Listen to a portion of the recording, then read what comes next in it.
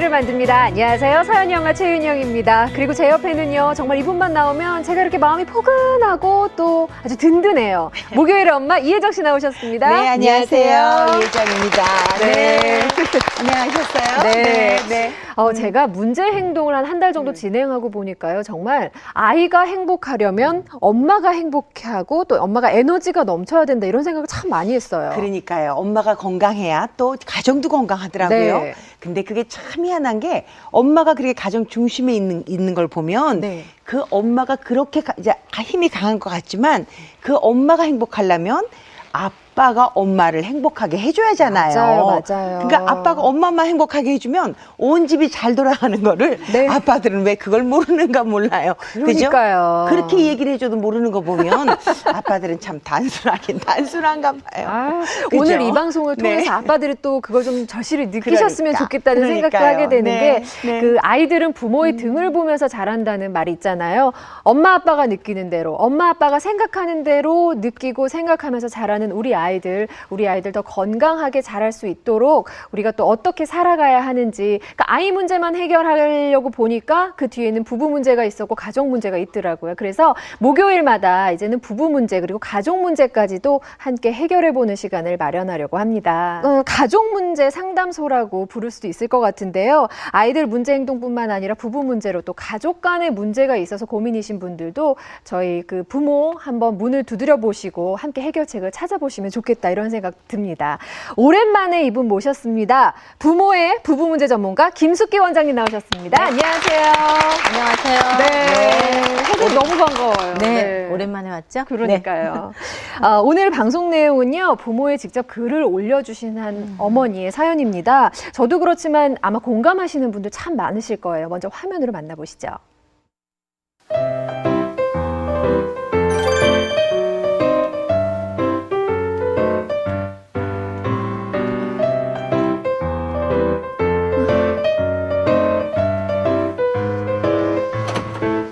자기야, 언제 왔어?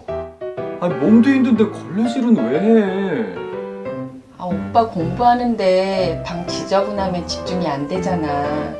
청소 좀 하느라고. 짜자잔, 도시락도 싸왔다. 우리 빨리 먹자. 요즘 많이 힘들지?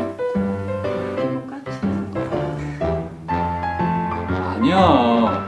당신도 그 힘들다는 공무원 시험도 합격했는데 나도 빨리 취직해서 당신을 내 사람으로 만들 거야. 아, 몰라.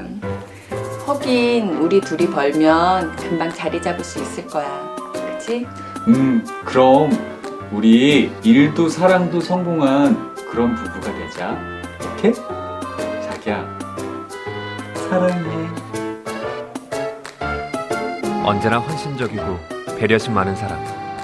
이 사람이 내 아내가 돼서 정말 행복했습니다. 언제나 한결같이 믿음직한 사람. 이 사람이 내 남편이라 너무 든든했습니다. 그런데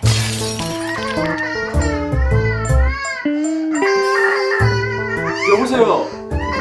아, 도대체 언제 오는 거야?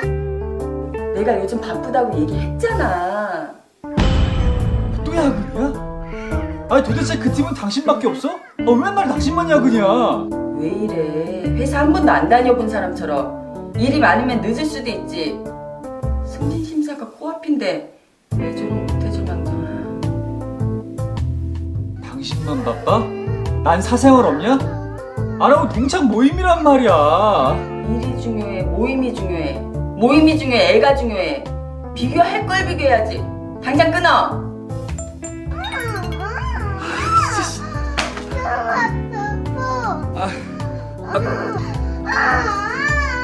책 읽어줄까, 책? 책 읽어줄게. 남들은 마누라가 공무원이라고 하면 칼퇴근에 연금까지 든든한 보험 들었다며 부러워하는데 일 욕심 많은 아내는 툭하면 야근에 철야 근무입니다. 덕분에 저녁 시간 아이는 내 차지가 될 때가 많습니다.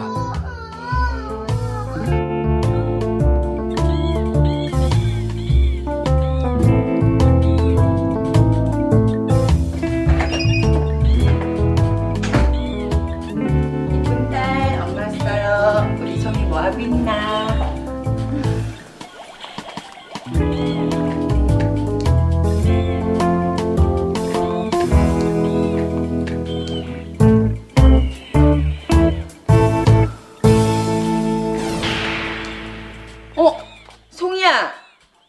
이런 거 몸에 안 좋은 거야. 엄마가 이런 거 먹으면 안 된다고 했잖아. 너 그리고 핸드폰 가지고 게임하면 안 된다고 엄마가 얘기했어, 안 했어? 배도 고프고 심심해서. 뭐? 아빠가 저녁 안 줬어? 당신 애를 지금 보는 거야, 마는 거야? 애 저녁은 줘야 될 거 아니야. 아이고, 어쩌다 한 번 그런 거 갖고 또 유세 떨긴. 아이고. 당신 왔으니까 동창 모임 간다.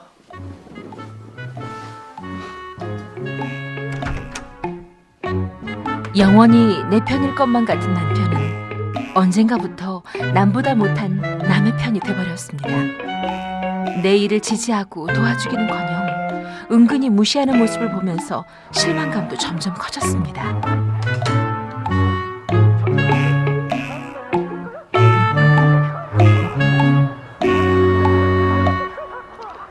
하여간 애 버릇 다 망쳐놓는다니까. 송이야, 엄마 핸드폰 주세요. 이런 거 자꾸 보면 머리 나빠져. 우리 송이는 그런 딸 아니지? 자, 엄마가 저녁 지어서 먹어. 나 밥 싫어. 과자 줘. 그런 거 먹으면 이 썩어요. 밥을 먹어야 몸도 튼튼해지고 키도 크지. 자, 얼른 먹자. 과자 줘. 핸드폰 줘. 얘가 왜 안 하던 짓을 하고 그래? 얼른 먹어. 싫다고. 너 이런 거 누구한테 배웠어? 너 갑자기 왜 이러니? 어? 저는 그 순간 흠칫 놀랐습니다. 겁에 질린 아이의 눈빛. 그 속에서 어린 시절의 제 모습을 봤기 때문입니다.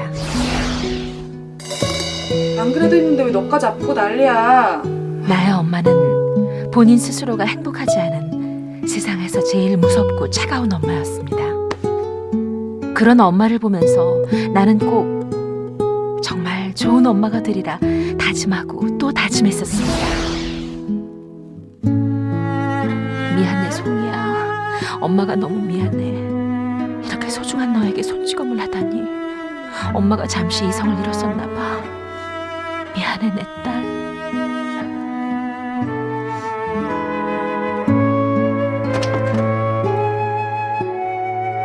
육아에만 집착하는 아내. 이해가 되질 않습니다. 아니, 애 키우다 보면 때릴 수도 있고 혼낼 수도 있지. 이렇게 사사건건 유난이야. 어?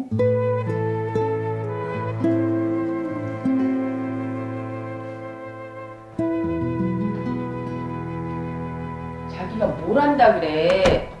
자기가 엄마 마음을 알아? 내 마음을 아냐고. 모른다고요. 제가 어떻게 하냐고요. 난 정말 내 아이만큼은 세상 무엇보다도 소중하고 이쁘고 반듯하게 키우고 싶단 말이야. 당신 말 한 번 잘했다. 애 그렇게 잘 키우고 싶으면 이번에 아예 결단을 내려. 결단? 무슨 결단? 애 잘 키우고 싶으면 아예 이번에 휴직을 하는 게 어때? 아니다. 이왕 이렇게 된 거 아예 퇴직을 해라. 그게 애한테도 좋을 것 같은데. 당신 지금 그걸 말이라고 해? 아니, 돈이야 내가 벌면 되는 거고 조금씩 아껴 쓰면 되는 거 아니야. 그게 애한테 벌벌 떠는 당신한테도 좋을 것 같은데. 당신 나한테 일이 얼마나 소중한지 몰라서 그래? 승진이 바로 코앞인데. 그럼 어쩌라고. 일도 하고 싶다. 애도 잘 키우고 싶다. 욕심은 많으면서 살림은 엉망이고. 그러는 당신이 그만두면 되겠네. 왜 내가 그만둬야 돼? 관두자, 관둬. 내가 무슨 말을 하냐. 물리적인 시간이 절대적으로 부족한 아내. 욕심만 많고 수습은 안 되니 정말 답답합니다. 전 그저 이 일도 우리 아이를 키우는 일도 함께 지지하면서 잘했으면 하는데 큰 욕심인가요? 네, 저희가 사연을 받아서 재연으로 꾸며봤는데요. 보시면서 저거 내 얘긴데 하시는 분들도 많으실 것 같아요. 그러니까요. 뭐 네. 일이면 일, 또 육아면 육아, 또 살림살이면 살림살이 어느 것 하나 포기 못하는 아내와 또 그런 아내가 도저히 이해가 안 되는 남편 이야기 공감하시는 분들 많을 거예요. 그러니까 사람이 몸은 하나인데 네. 일에다 살림에다 육아에다 다 잘하려니까 본인은 저거 얼마나 죽을 지경이겠어요. 네. 근데 세상이 아무리 변했다고 그래도요. 지금 텔레비 보니까 남자는 하나도 안 변했네요. 그죠? 조금 좀 도와주고 네. 남자가 조금만 좀 앞장서서 격려해주면 훨씬 수월할 텐데 안 변했네요. 전 남자들이. 그냥 아들 그죠? 큰아들 네. 하나 더 키운다. 그 말이 딱 하면 보니까 생각이 나던데. 근데 따지고 보면 네. 그 세 가지 중에 어떤 걸 포기하겠어요? 어떤 걸 포기하겠어요? 다 해야 할 거잖아요. 되는 거죠. 더군다나 승진이 코앞에 있는데. 예. 아이고 안타깝네. 아니 근데 이혜정 선생님은 뭐 일단 젊었을 때부터 네. 스타 요리 연구가로 활약을 하셨잖아요. 네, 일, 육아, 네. 또 살림까지 어떻게 병행하셨어요? 저는 사실은 아이들을 15살까지는 엄마로만 있었어요. 그러니까 그때까지는 아이들 키우는 일만 할 수 있어서 예. 이제 아이들이 중학교 가고 나서 이제 그렇게 하고 일을 했으니까 일을 시작하고 갑자기 확 바빠졌잖아요. 네. 근데 그때는 이제 아내의 길을 조금씩 포기해 갔죠.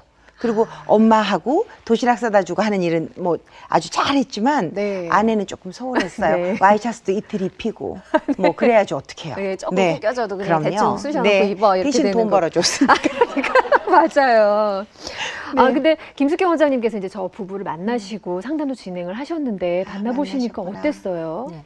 이 부부는 이제 두 분 다 공무원으로 네. 예, 직장 생활을 하시는 분이고 아이가 이제 2명이고요. 비교적 연애 기간은 굉장히 탄탄해요. 그래요? 예, 대학 때 CC로 만나서 충분히 서로에 대해서 좀 알고 뭐 이렇게 결혼을 했는데 여기 이 화면에서도 나왔지만 이제 남편이 아내가 굉장히 헌신적이고 이 자취방에서 청소도 해주고 뭐 이래서 잘 맞춰주는 이제 아내로 기억을 하고 아이도 낳으면 잘 키우겠다 이제 이런 네. 생각이 좀 있으셨대요. 현모양처가 될 것이다 네네. 하고 결혼을 했군요. 그리고 이 아내분도 그게 이제 목표신 거예요. 그러니까는 일도 중요하고 가정도 완벽하게 좀 하려고 하는 게 있고요. 네. 근데 지금 이 안에서 이렇게 보면 지금 현재 육아휴직인데 남편은 아예 이제 휴직을 좀 더 해라. 그리고 이제 가정에 좀 더 전념을 하는 게 어떠냐. 왜냐하면 스트레스가 많으니까. 네. 근데 이 아내분은 지금 더 이상 쉬면 나는 승진의 기회도 놓치고 그러기 때문에 나는 일을 더 열정적으로 해야 된다. 이렇게 이제 이야기하시는 거죠. 그렇기 때문에 어떤 육아에 대한 스트레스도 있고 가정에서의 어떤 역할에 대한 것도 있고 네. 거기에 대한 충돌이 좀 있으신 거죠. 네. 근데 선생님 있잖아요. 이렇게 남자들이 연애할 때는 네가 결혼해가지고 달라지는 게 뭐가 있냐, 집안일도 뭐 그렇게 할 게 많겠냐, 나 깔끔하고 그냥 적당히만 하면 되는 거고 결혼해도 처녀 떼고 똑같이 살게 해주겠다. 네. 이래놓고 결혼하는 순간 어머 그 남자는 어디 갔는지 없어요. 왜 이렇게 남자들은 변하는 거예요, 결혼하고 나서? 그런데 이제 거기는 한 3가지 정도로 제가 이야기를 하면 네. 첫 번째는 그 막연하기 때문에 그런 얘기를 하는 거고요. 아. 결혼한 이후에 임신, 출산, 양육, 그다음에 살림 이거에 대해서 사실 우리가 굉장히 막연하게 생각을 해요. 하긴 여자들도 그래요. 결혼하기 네. 전에는. 그렇기 때문에 그렇게 이야기할 수 있는 거고 그다음에 이제 두 번째는 사실 어머니가 좀 안쓰러웠던 기억을 가지고 있는 남편들은 그 연애 때 아내한테 굉장히 배려적입니다. 예, 다 유해주고 그렇지. 어머니가 안쓰럽기 때문에 뭔가 자기가 해야 할 거를 다 알아요. 네. 그래서 굉장히 유해주고 배려적이고 이야기 다 들어줘요. 그런데 막상 결혼으로 돌아서면 아버지가 엄마한테 어떻게 했는지가 1차적인 모델링이 되는 거예요. 맞아. 예. 그래요? 그래서 네, 네. 우리가 알게 모르게 보고 배운 것, 그러니까 어린 시절부터 막연하게 습득된 것, 그러니까 암묵적으로 이 부분이 이미 이제 학습이 된 거죠. 그렇기 때문에 그러한 행동으로 그대로 모방할 가능성이 높아요. 예. 자기가 의도하지 않아도 어느 순간 그렇게 변하는 거군요, 예, 남자들이. 아버지가 모델링이 되기 때문에. 그러니까 아버지가 엄마한테 어떻게 했나, 가족 안에서 그것이 이제 굉장히 중요합니다. 진짜 그리고 아빠의 이제 역할이. 그리고 3번째는 저는 이 얘기를 우리 가정주부들한테 많이 하는데 원래 그런 사람이었다.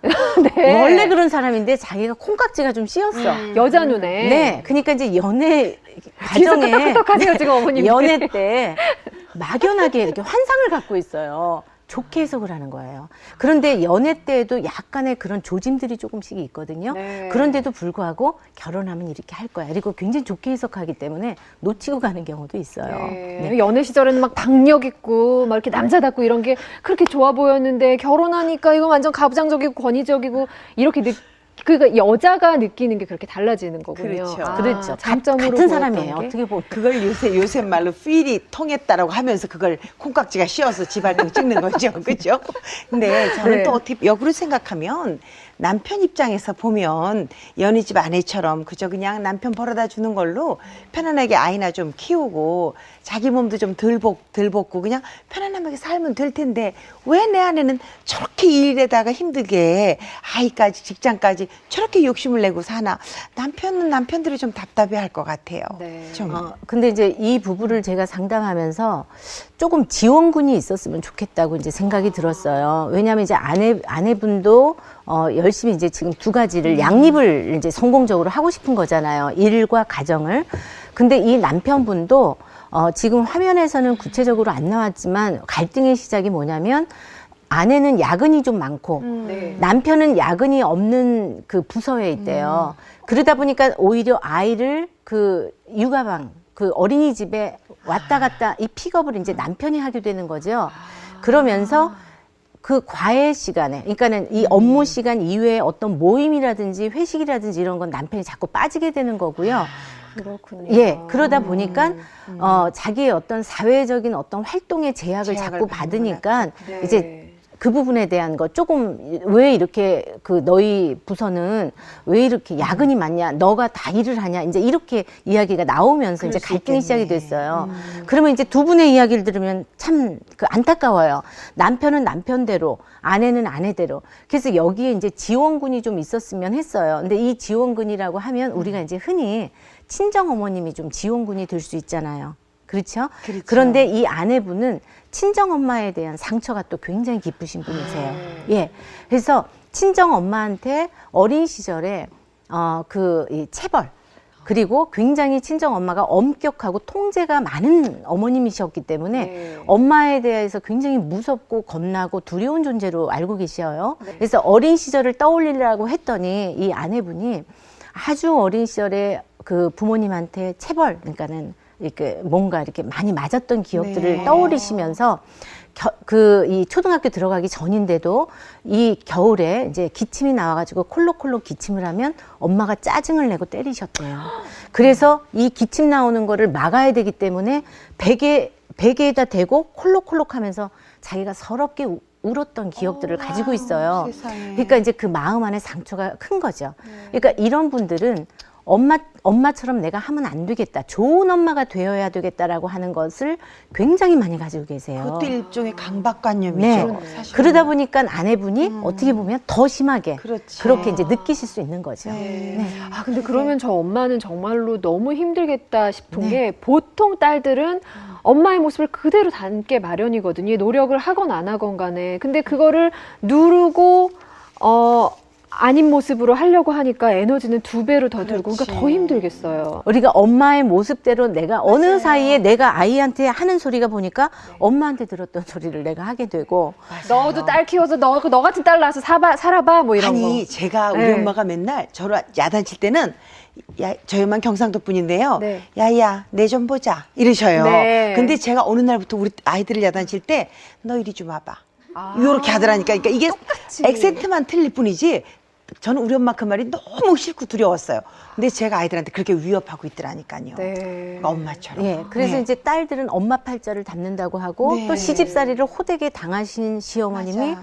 그러지 말아야지 하면서도 또 사실 며느리한테 그러는 부분이 있거든요. 네. 근데 이제 그거는 인지적으로 우리가 절대 그러지 말아야지라고 하는 생각을 가지고 있어요. 나는 나처럼은 키우지 않으리라는 걸 갖고 있는데 이거는 에너지가 있을 때만 그게 가능해요.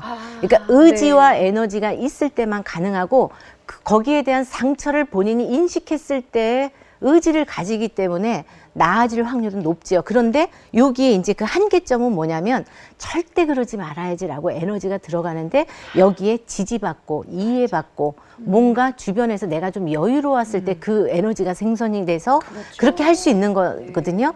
근데 이제 에너지가 고갈이 되고 갈등 상황에 있어요. 위기 상황에 있어요. 그러면 체념하게 되면서 다시 예전 방식으로 돌아가요. 맞아. 예전 방식은 뭐냐면 나한테 익숙해져 있는 방식. 그렇지. 익숙해져 있는 방식은 뭐냐면 부모님이 했던 방식이 나한테는 익숙한 거예요. 그렇기 때문에 실패할 확률이 높은 거죠. 맞아. 그래서 상처가 있는 사람은 그래요. 그래서 상처가 많은 사람들은 부모한테 하고의 관계에서 상처가 많은 사람은 극과 극으로 가기가 쉬워요.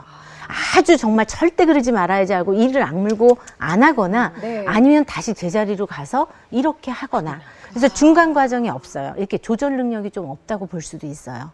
그래서 그거는 자기의 어떤 강박증이라든지 뭐 이런 거로 또 나올 수도 있어요. 완벽주의적인 어떤 성향으로도 나올 수도 있고요. 그러니 그 엄마가 얼마나 힘들겠어요. 그죠? 그러니까요. 그러니까 남편이 좀 적극적으로 도와주면 좋겠는데 아니, 그 남편은 왜 그걸 모르는 거지? 그러게 말이에요. 선생님이 야단 좀 치고 오시지 그러겠어요. 네. 그런데 이제 남편들도 네. 남편들은 이제 어떤 생각을 갖고 계시냐면 우리가 이제 아셔야 되는 게 우리 주부님들은 남편이 도저히 이해가 안 된다. 남자들은 왜 그러냐 이렇게 얘기를 하는데 남자들은 우선적으로 사회적인 안정을 취하려고 하는 것들이 커요. 근데 사회적인 안정을 취하려고 하는 거는 가정을 위해서 그래야 된다라는 게 우선 1차적인 게 있어요. 경제적으로 내가 좀 안정이 되는 것은 이 가정을 위해서 내가 필수적으로 해야 되는 거다라는 생각을 갖고 있고요.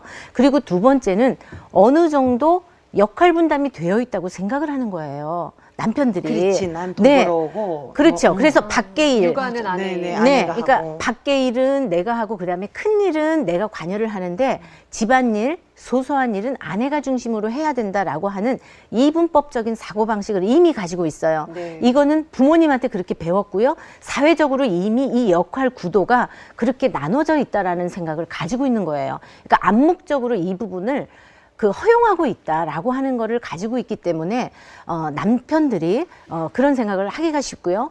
그리고 이제 또 제가 생각할 때 이제 세 번째 이 조항은 아내들이 남편한테 적절한 감정으로 사실 표현하지 못하는 경우가 또 굉장히 많았어요. 그러니까 뭐냐면 맞아. 참고 인내하거나 아니면 표현할 때는 감정 폭발이 돼가지고 표현을 해요. 맞아. 그러니까 남편들이 저한테 오셔서 제일 많이 하는 소리가 도저히 이해가 안 된다.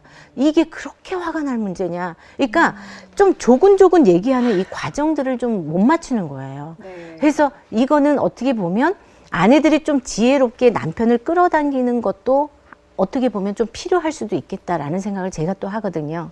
예. 근데 아니 보통 때 조근조근 얘기해주면 남자들이 못 알아듣잖아요. 그러니까 이따가 북 하고 얘기를 하게 되는 거죠. 그런데 프로세스가 없어요. 거의 보면. 그죠? 예. 그러니까 요 과정 안에서 요렇게 같이 느끼고 요렇게 하면서 이렇게 했을 때 우리가 같이 동참이 되는데 맞아요. 우리 아내분들은 감정이 좀 괜찮고 이러면 거의 참고 견디세요. 맞아요. 맞아요. 예. 아주 송곳에 찔려서 아주 피가 나지 않으면 참잖아요. 우리도 그런 연습은 좀 해야 되겠어요. 그죠? 네. 그래서 그러한 부분들이 어떻게 보면 좀 학습이 좀 덜 돼 있는 네. 부분들도 좀 있기 때문에 좀 중요하다고 할 수가 있어요. 근데 저는 그걸 보면서 좀 이런 문제가 가정에서뿐만 아니라 사회적으로 좀 바뀌어져야 될 문제가 있다고 생각해요. 우리 왜 그전에 다 뭐 나중에 결혼해서 뭐 할래 그러면 뭐 우리는 뭐 그냥 집에서 살림 살 거라고 좋은 남편 만나서. 근데 요즘에는 다 주부들도 일하라고 하잖아요. 다 일하라고 하면서 애 낳으면 어디다 맡길 데가 어디 있어요.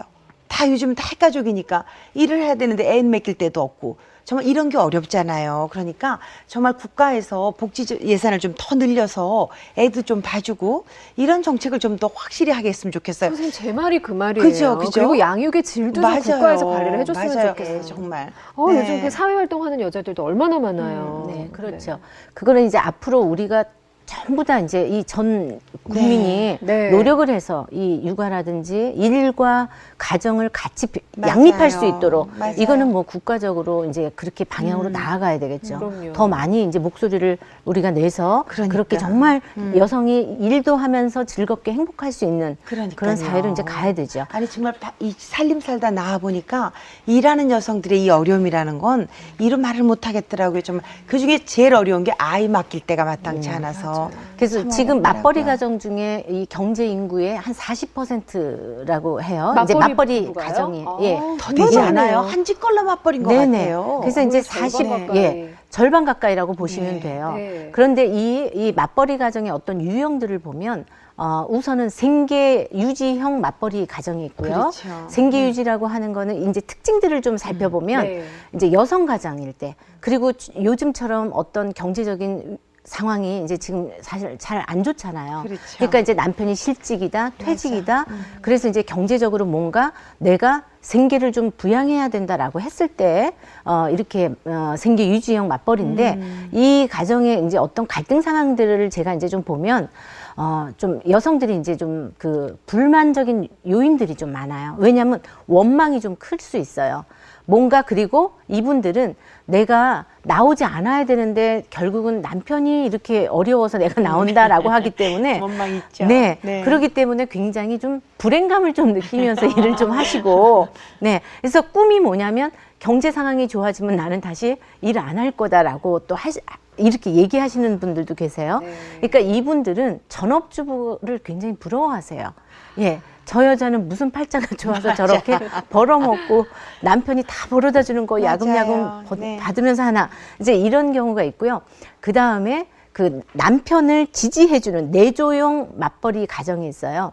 그러니까 내조를 해주기 위해서 맞벌이를 하시는 거죠. 그러니까 예를 들면 남편이 그 공부를 한다든지 네. 아니면 어떤 사법고시 네, 사법고시를 아니면 한다든지. 네. 승진을 위해서 뭔가를 네. 하기 위해서 네. 좀 뒷바라지를 좀 하기 네. 위해서 뭐 경제적인 활동을 좀 한다든지 네. 아니 뭐 그래서 병원 같은 거 하시는 그렇죠. 분들은 아내분이 이렇게 나오셔가지고 예, 하시고 해주시고. 회사에 나와서 잠시 이렇게 좀 도와주시고 네. 그다음에 가게도 같이 하시고 이런 부부라고 할 수 있어요. 그런데 이제 이 가정에서는 서로 어떻게 보면 이 아내분이 자기의 그 이 일하는 것보다는 남편을 위해서 일해주는 거기 그렇죠. 때문에 그렇죠. 아주 절대적으로 초점이 남편한테 맞춰져 있어요. 그렇죠.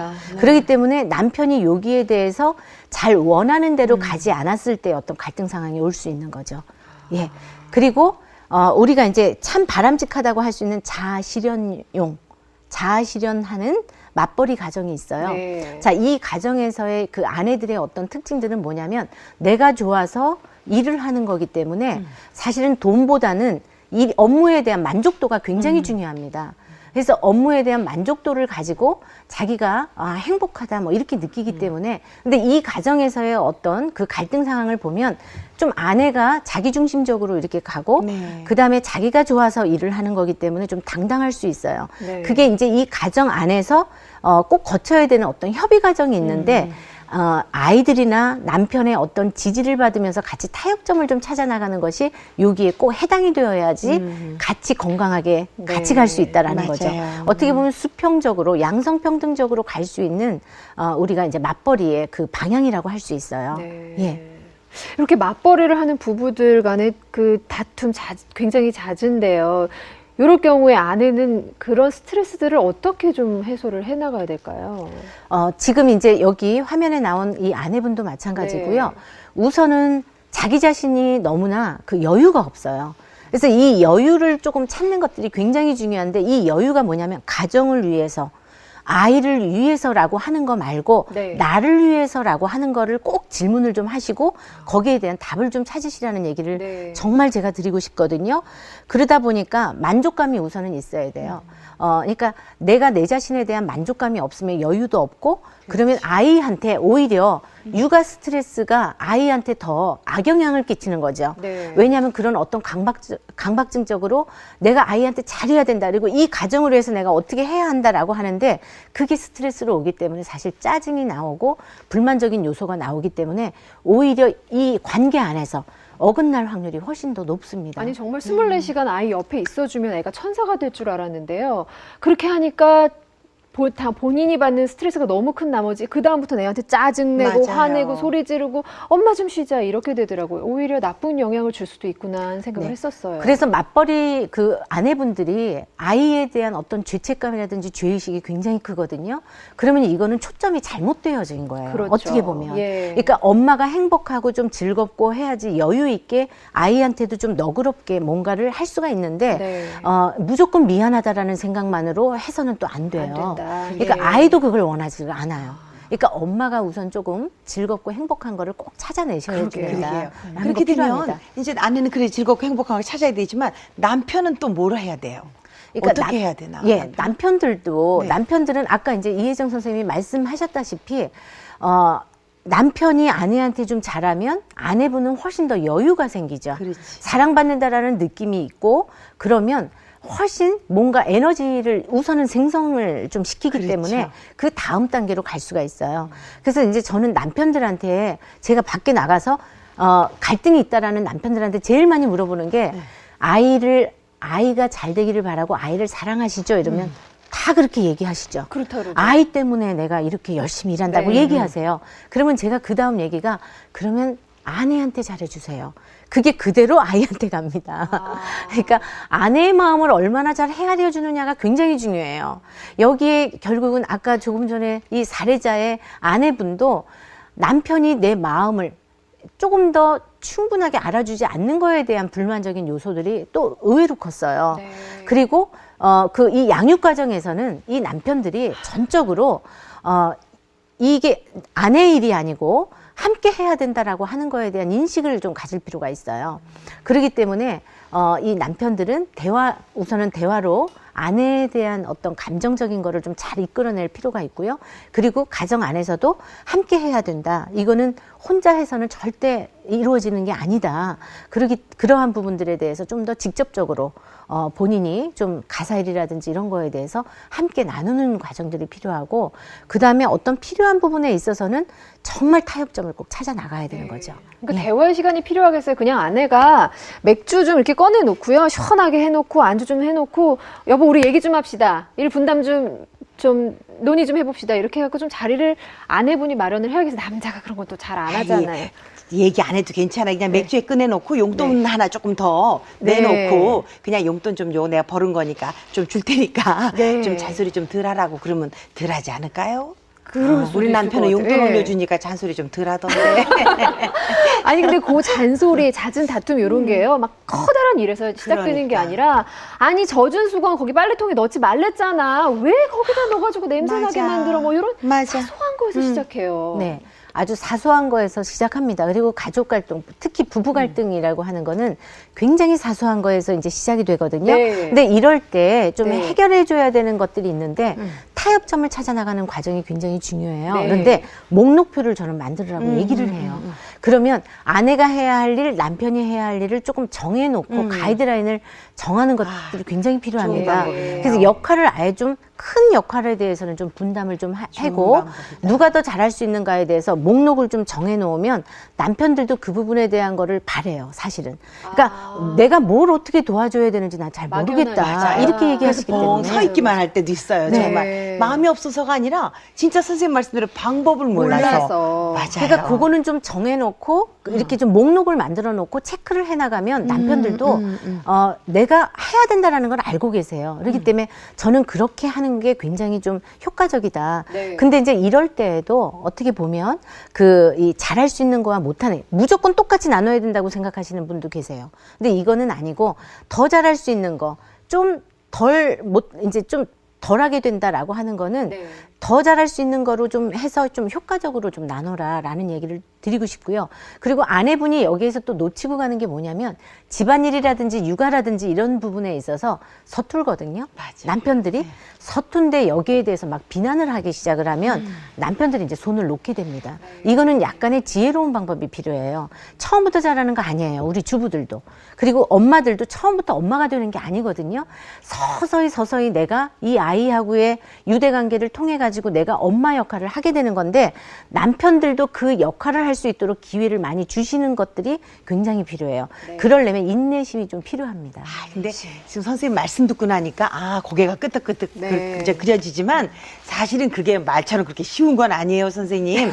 이렇게 하려고 좀 시작해 보면 처음에 좀 인내심을 갖고 시작해도 네. 거기에 패턴이 딱 있어요, 선생님. 처음에는 남편분들이 드러내놓고 야단 안 해요. 집에 들어와서 당신은 하루 종일 오늘 뭐 했냐고 청소는 안 하고 반찬 꼴은 이게 뭐냐고부터 시작을 해서 슬슬 시비를 걸기 시작하잖아요.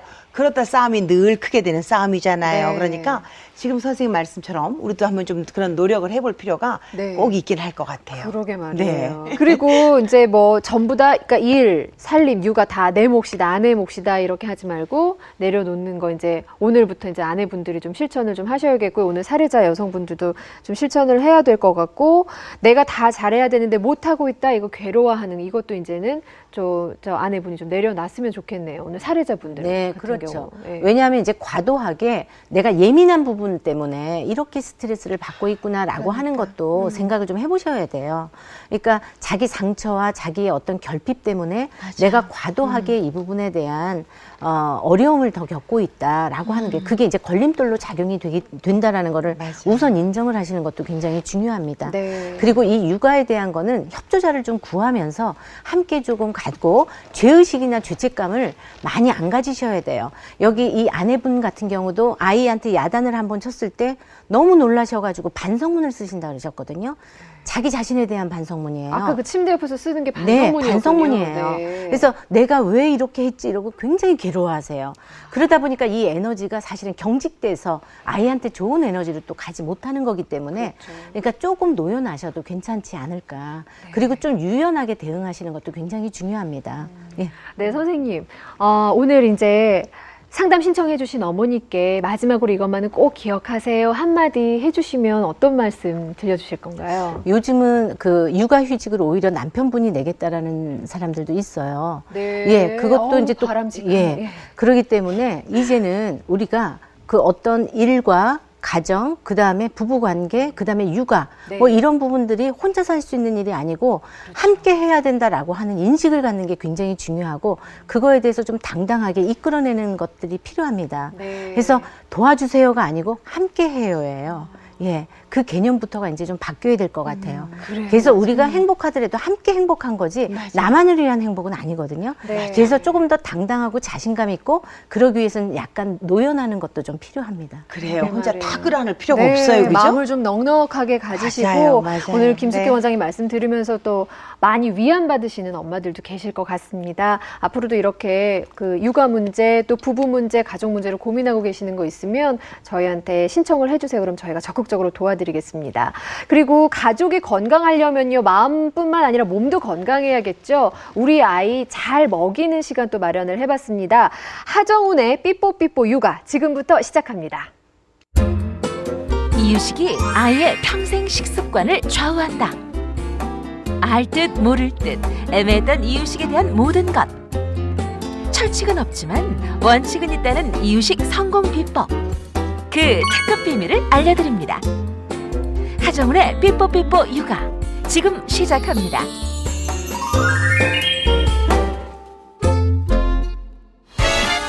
선생님, 이유식은 꼭 먹여야 하나요? 이유식은 엄마 젖을 먹던 아이가 엄마 젖만으로는 영양이 안 되는 그런 시기가 옵니다. 한 6개월경인데 그때부터 영양을 갖다가 보충하기 위해서 이유식을 만들어 먹어야 되고요. 그리고 처음에는 젖만 먹던 아이가 돌쯤 되면 밥을 먹어야 됩니다. 그 덩어리 먹는 연습을 하는 단계가 이유식이기 때문에 이유식을 하는 것이고요. 그 다음에 엄마하고 아이야 둘만 먹던 젖을 먹던 그 시절에서 아이가 가족 간의 즐거운 식사 시간을 갖는 것이 이유식을 통해서 배워야 되는 중요한 과정이기 때문에 이유식은 꼭 해줘야 됩니다. 씻기고 먹이고 입히랴 해도 끝이 없는 육아. 엄마는 힘들다고요. 선생님, 이유식 꼭 직접 만들어 먹여야 하나요? 이유식을 만들어 먹는 것이 가장 중요합니다. 그래서 처음에 쌀죽부터 시작해서 진밥까지 진행되고 고기도 가르는 고기에서 거의 약간의 덩어리가 있는 고기를 갖다가 만 6개월이라는 시간 내에 진행을 해야 되기 때문에 이유식을 처음부터 만들어 먹이면서 진행을 빨리빨리 하는 것이 매우 중요합니다. 그럼 첫 이유식 어떻게 먹여야 할까요? 이유식을 하다가 그 다음에 좀 한 7, 8개월 되면 이제는 애가 스스로 음식을 먹는 그런 습관도 들여야 되기 때문에 이유식을 엄마가 품에 안고 먹이게 되면 스스로 먹는 것도 힘들고 그 다음에 이유식을 진행하는 것도 어려지기 때문에 반드시 한 자리에 앉아서. 그런데 선생님, 아이가 얌전히 앉아서 먹으려고 하질 않아요. 쏟고 만지고 으깨고 난리가 따로 없는데 그래도 되는 건가요? 이유식은 우유병에 담아서 먹여서는 안 됩니다. 이유식은 처음부터 숟가락을 이용해서 엄마가 애기한테 먹여야 되고요. 그리고 7, 8개월쯤 되면 아이들이 손을 사용해서 먹을 수 있는 음식도 줘야 됩니다.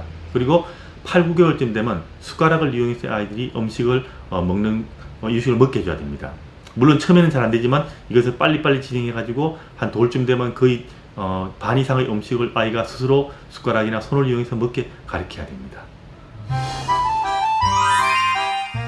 모유 수유하는 아이도 분유 수유하는 아이도 만 4개월에서 6개월 사이에 시작하면 좋다는 이유식. 정성껏 만들었는데 아이가 이유식을 완전 거부해요. 어쩌죠? 어른들도 익숙하지 않는 음식들은 잘 안 먹습니다. 아이들 같은 경우는 그게 좀 더 심해가지고요. 적어도 12번에서 15번은 줘야 잘 먹게 되기 때문에 처음에 줘가지고 애가 잘 안 먹는다 그런다고 포기하지 마십시오. 특히 고기 같은 것을 잘 안 먹을 때 꾸준하게 반복해서 줘가지고 고기를 매일매일 준다는 생각으로 이유식을 하시는 것이 좋습니다. 6개월에 50cc 정도 먹이라는 것이 원칙이지만 실제 6개월에 100cc. 어른 밥 숟가락으로 6숟가락 정도를 먹어도 상관없습니다. 9개월쯤 되면 120cc 정도의 이유식을 하루에 3번 먹고 간식을 2, 3회 먹이는 것이 일반적입니다. 저 옛날에 힘들었던 생각 나요. 그러게요. 아유, 너무 귀엽네요, 아이가. 근데 저럴 때가 봄날이었죠? 그런가요? 저는 근데 저때 세상에. 너무 힘들었어요, 선생님. 그러셨어요? 지금이 조금 더 편해요. 근데 그때- 더 키워보세요. 아, 그래요? 더 키워보세요. 네. 무대기만큼 걱정이 늘어나요. 네. 그렇군요. 네. 이 아기뿐만 아니라 그럼 온 가족이 행복하게 다 같이 먹을 수 있는 특별 레시피도 한 개만 더 부탁드릴게요. 그러게요. 오늘 저녁에 온 가족이 다 먹을 수 있는 거는 네. 저는 그냥 오늘 동태. 그러니까 코다리, 네. 코다리찜을 좀 하고 싶어요. 네. 콩나물 좀 사다 놓고 코다리 그냥 찜통에다 푹 쪄서 네. 콩나물도 거기다 쪄갈 때 이렇게 위에다 얹으세요. 이렇게 쪄서 접시에다 두고요. 네. 그릇에다가 양파 갈아서 고춧가루, 들깨가루 넣고 마늘, 생강 얹어서 위에다 양념 축축축 껴얹는 거예요. 이렇게 해서 드시는데 저는 가족이 먹는 가장 좋은 맛있는 보양식은 네. 그냥 웃으면서 잡수세요. 그 웃음이 제일 큰 보양식이죠. 그러게 말이에요. 그럼요. 웃으면서 먹으면 뭐든 안 맛있겠어요. 그럼요. 네. 선생님 말씀하시는 그저 얘기 들으면서 그랬구나 해가면서 먹으면 네. 그냥 목으로 절절절절 미끄럼틀 타는 거죠, 음식이. 네. 네. 알겠습니다. 이젠 몸도 마음도 건강해지는 음식 얘기까지도 들어봤고요. 오늘 김숙희 네. 원장님 말씀 들으면서 또 많이 위안받으시는 엄마들도 계실 것 같습니다. 오늘 도움 말씀 주셔서 고맙습니다. 예정 선생님도 감사합니다. 네, 감사합니다. 네. 부모의 문은 여러분을 향해서 활짝 열려 있습니다. 게시판에 좋은 글 남겨주신 분들께 선물 준비하고 있거든요. 소개해드릴게요. 궁중비책에서 프리미엄 베이비 한방 스킨케어 세트를, 아이를 위한 에어백 보네스트 베네스트에서 에어카 시트를, 좋은 책 연두비 출판사에서 어린이 도서 전집을 선물로 드립니다. 내일 부모 이 시간에는 송진구 교수의 강의 준비되어 있거든요. 많은 관심 부탁드려요. 내일 오겠습니다. 고맙습니다.